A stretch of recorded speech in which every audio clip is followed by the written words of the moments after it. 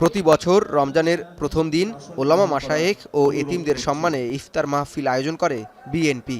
এরই ধারাবাহিকতায় এবারও আলেম ও এতিমদের নিয়ে ইফতার আয়োজন করল দলটি। রোববার রাজধানীর লেডিস ক্লাবে ওলামা মাশায়েখ ও এতিমদের সম্মানে আয়োজিত ইফতার ও দোয়া মাহফিলে অংশ নেয় দেশবরেণ্য আলেম ও এতিম শিশুরা। ইফতার মাহফিলে যোগ দিয়ে বিএনপির স্থায়ী কমিটির সদস্য মির্জা আব্বাস বলেন, একটি মহল বিএনপির সঙ্গে আলেমদের সাথে দূরত্ব তৈরির চেষ্টা করছে। আলেমদের সাথে বিভেদ হলে ষড়যন্ত্রকারীরা সুযোগ পাবে বলেও মন্তব্য করেন তিনি। বিএনপির সঙ্গে এক শ্রেণীর লোক দেশের বাইরে থেকে এবং দেশের ভিতরে থেকে এই আলেম ওলামাদের সঙ্গে ওলামা মাশায়েখদের সঙ্গে একটা দূরত্ব ভেদ সৃষ্টি করার চেষ্টা করছে। এই বিভেদ সৃষ্টির মাধ্যমে যে ফাটল সৃষ্টি হবে, এই ফাটল দিয়ে কিন্তু বিদেশি শক্তি প্রবেশ করবে। ইতিমধ্যে আসন গ্রহণ করেছেন।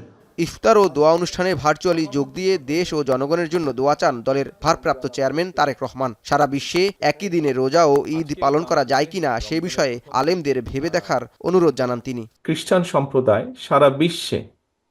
সারা বিশ্বে তাদের বড়দিন একই দিনে পালন করে।